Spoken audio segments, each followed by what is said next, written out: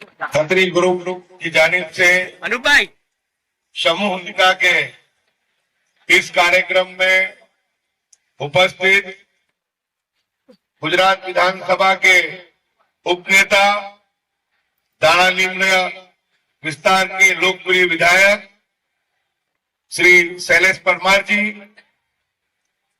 गुजरात विधानसभा में एकमात्र मुस्लिम विधायक मेरे छोटे भाई समान इमरान खेड़ावाला जी, हमारे अहमदाबाद से म्युनिसिपल कॉर्पोरेशन में विपक्ष के नेता, सुचारू हमेशा मजबूती के साथ शहर के लोगों की समस्याओं को रखने वाले शहजाद खान पठान साहब, हमारे शरीफ खान भाई और हमारे गुजरात प्रदेश कांग्रेस समिति के बहुत ही अभ्यासु, समझदार आगेवान महामंत्री भाई नईम मिर्जा और सभी म्युनिसिपल काउंसिलर, सभी दोस्तों, भाई और बहन।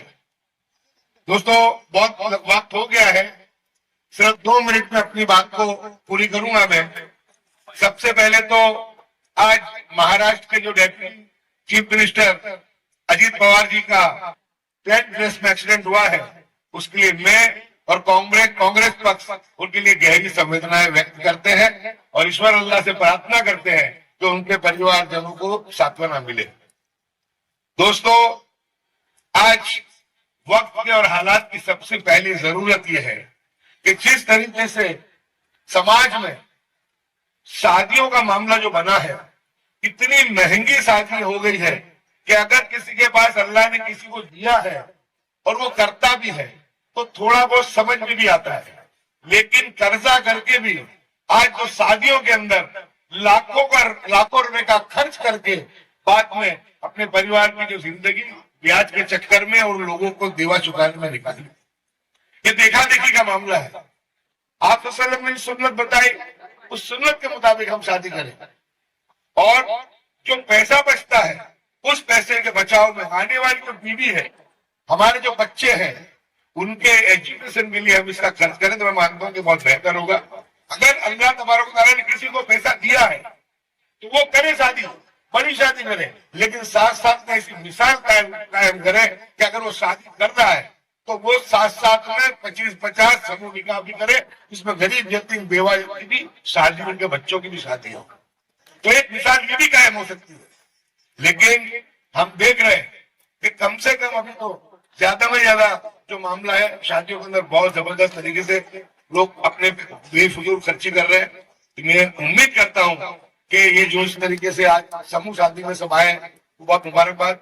इसमें मैं मानता हूं कि हमारी बहनें जो है बैठी है, ये बहुत मुबारकबाद के लायक है, क्योंकि सबसे पहला ऑब्जेक्शन अगर समूह शादी में शादी करने की बात आती है, किसी इज्तिमा में किसी मस्जिद में शादी करने की बात आती है, तो सबसे पहला जो ऑब्जेक्शन है वो हमारी बहनें, हमारी औरतें देती है।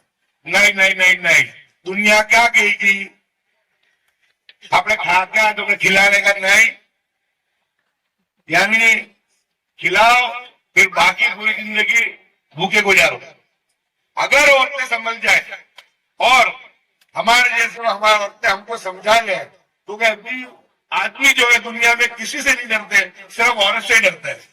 तो औरत जो समझ जाएगा तो मैं मानता हूँ कि ये प्रॉब्लम सॉल्व हो जाएगा। इस डर की वजह से इमरान के अलावा शादी नहीं करते, इसका मसला भी है। तो दोस्तों, ज्यादा नहीं कहते, आखिर में एक बात कहूंगा कि भोलू भाई खत्री और इनका जो ट्रस्ट है वो सिर्फ समूह शादी नहीं करता है, गरीब यतीम बेवा मिस्किन का भी काम करता है, उनकी भी खिदमत करता है। रमजान करीब की आमद है, मैं अपील करता हूँ कि समूह ज़कात को उगराने का काम होना चाहिए समूह तरीके से, और वो ज़कात का पहला हकदार हमारे रिश्तेदार है, हमारे पड़ोसी है, हमारे समाज के लोग हैं। तो वो उदाहरण के कि हमारे घर में तो 8-10 जात की जो है इफ्तारी बन रही है, शहरी बन रही है, लेकिन कोई गरीब एक खजूर के लिए भी जो है भूखा न रह जाए, उसकी भी फिक्र हमको करनी पड़ेगी। तो हमको ज़कात का सही इस्तेमाल हो और ज़कात सही मानों में गरीब यतीम बेवा मुस्किनों के नीचे उसके में खर्च हो। उस सामूहिक ज़कात का निजाम भी हमको पूरे गुजरात में तमाम तंजीमों को लेकर के खड़ा करना चाहिए। और सबसे बड़ी बात कि आपने देखा कि एक बहुत बड़ा कार्यक्रम अभी ठाकुर समाज ने किया, मुबारकबाद के लायक है। हम तो एक पार्टी के लोग इकट्ठा नहीं होते स्टेज पे, लेकिन वो मंच ने बताया कि कांग्रेस और भाजपा के लोग किस तरीके से एक साथ इकट्ठा होकर समाज की बेहतरी की बात करते हैं। तो समाज को भी इससे सीखना पड़ेगा। वो उस कार्यक्रम में वो लोग ने ऐलान किया, बंधन बनाया कि अब उनके समाज में, ठाकुर समाज में समूह शादी नहीं होगी। अगर कोई भी उसके खिलाफ जाएगा तो उसका पर दंड होगा। मैं मानता हूं कि मुस्लिम समाज को, उलमाए किराम को सोचना चाहिए और इस तरीके से समूह शादियों का जिस तरह दीगर दूसरी जमातें कर रही हो करना चाहिए। और मुस्लिम समाज को मसलक, फिरका सब किनार करके एक प्लेटफॉर्म पे आना चाहिए। अगर पाटीदार समाज एक होकर के इकट्ठा हो सकते हैं, ठाकुर समाज ने इतना सुंदर उदाहरण दिया, वो इकट्ठा हो सकते हैं। हर समाज के पास अपना नेता होता है। एक मुस्लिम समाज जैसा यतीम समाज है जिसके पास कोई उसका नेता ही नहीं। उसका कारण, सबसे बड़ा कारण हसद, एक दूसरे को कोई स्वीकार नहीं किया। हर आदमी ये कहता है कि उसका क्या आता है। अब तो 14 साल के भाजपा के शासन ने बता दिया कि तुम्हारे समाज का कुछ नहीं आता है। अगर अभी भी नहीं समझे तो इसी तरीके से मॉब लिंचिंग, इसी तरीके से बुलडोजर, इसी तरीके से होती रहेगी। तो मैं बस आखिरी बात बात को पूरी करता हूँ कि समाज को हर मस्तक फिरका दरकिनार करके, हर पॉलिटिकल पार्टी को दरकिनार करके, जिस तरह ठाकुर समाज ने करके बताया, जिस तरह पहले पाटीदार समाज ने करके बताया, हमारे समाज को भी इकट्ठा होकर के, सर जोड़ करके, एक प्लेटफॉर्म, एक लाइन बना के समाज की बेहतरी और महबूदी के लिए काम करना चाहिए।